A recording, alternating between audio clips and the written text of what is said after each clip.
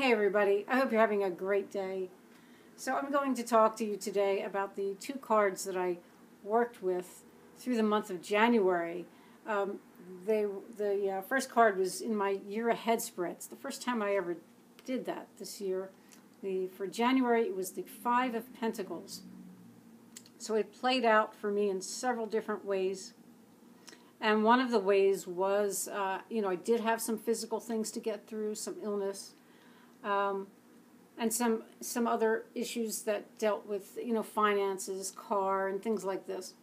I have to say, though, I have such a relationship with this card. I've worked with it so much, over this last, decade. I've developed a relationship with it. And I am happy to say that I moved through these difficult things a lot more smoothly than I have in the past. So to me that's a good sign. Maybe things are starting to get a little lighter.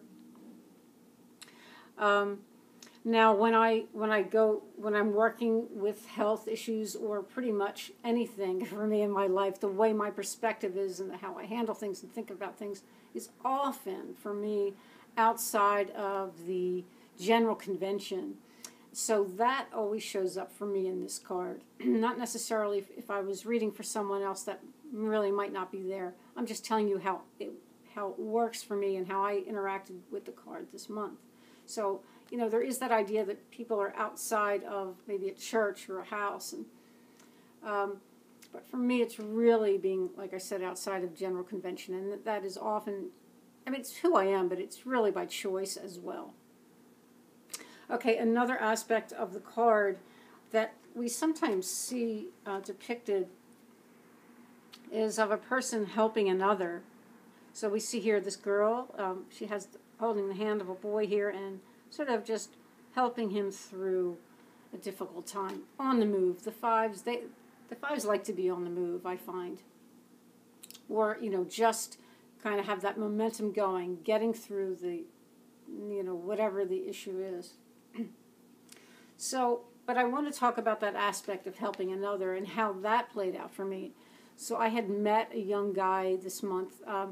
He hangs out sometimes outside of the grocery store where I frequent.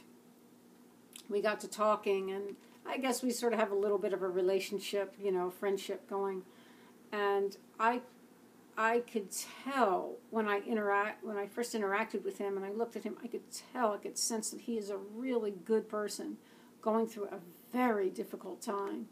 He's been clean for a year, which I think is fantastic. But he's also homeless and really just coming to terms with a lot of things in his life. And so I do hope that our little friendship helps him a bit. I do try to offer him a little aid and help when I can.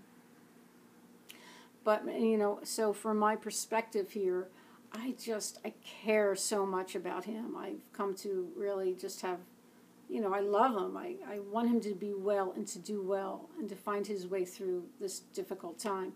And that to me it's kind of shown here when you have one person just really caring for another. Now, another aspect of the card that,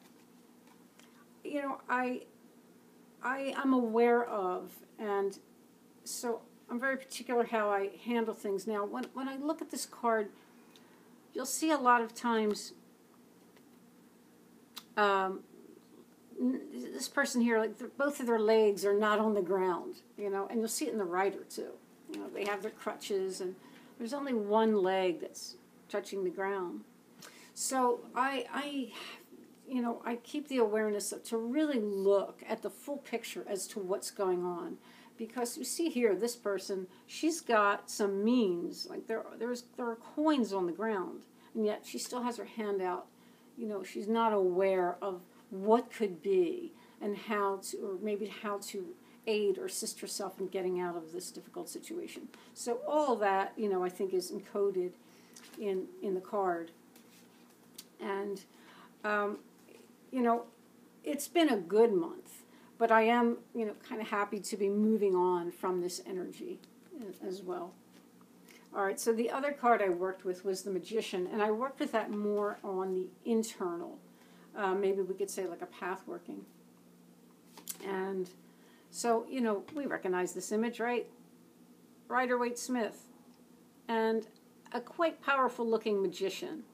He's got all the tools. He's got the balance there. We see balance in the color scheme and balance in with the flowers. And so when we, you know, it's a pretty great card, right? Lots of power. But when we look at the Marseille version, and he's more of the trickster, right? He was called the juggler. This guy's going to play tricks on you. You better be careful. He's an illusionist. So how does that connect? Like for me, it's two sides of the exact same coin, and the coin is our consciousness. The coin is our mind and how we're thinking. So that left hemisphere, that's going to bring in it will bring in fear. It will tell you that you need things that you don't. It will tell you that you're no good. It will be very susceptible to things that you hear. It's that chatty, often negative side of our mind. And, you know, that's to me the illusionist and the trickster. So when we see the more powerful looking magician, you know, for me, it's just the idea of starting to balance out. As I said, there's so much balance in the card with the colors and the symbols. So as we balance, for me, it's about prayer and meditation. It really is about that going within. And then what starts to happen is the right hemisphere opens up a little more, creating balance.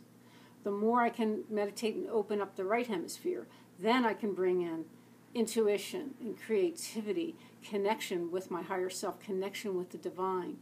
And it starts to quiet the chatter of the left side.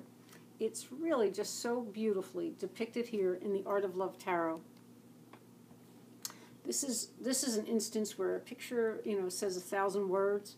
So we see a person here, and they sort of giving you that idea of the meditation. Their third eye looks illuminated. And from that practice, you know, we can see that the energy is just blossoming here on the right side, bringing in peace and joy. So that's how I've been working with it. You know, for myself this month is really very disciplined, dedicated with my meditation practice, and it is enjoyable for me. It's not drudgery by any means. I really enjoy spending that time. You know, okay, there are other aspects I wanted to talk about. So a lot of times, in fact, almost every time I hear somebody mention the magician, they mention that old adage, you know, as above, so below, because he's pointing in this card above and below. You know, we're channeling energy and we're working with the cycles. Now, I think I like to work, if I'm working with someone or doing a reading or even for myself, it's important for me to understand these old phrases in a way that I can use, something that's practical. So when I think of that as above, so below, I can bring it in a very practical way, having the thoughts as the above. So what we think manifests. What we think matters, literally. It will come to matter in our lives, for better or worse. So, of course, we're going to make the choice. We want it to be better. So that is one of the ways I work with that statement and that card, as well. So, I love to work with the card, and I will continue, of course, with my meditations throughout the year. So that's about it for me for this for the two cards. Have a great February, and I will see you soon. Lots of love, guys. Bye for now.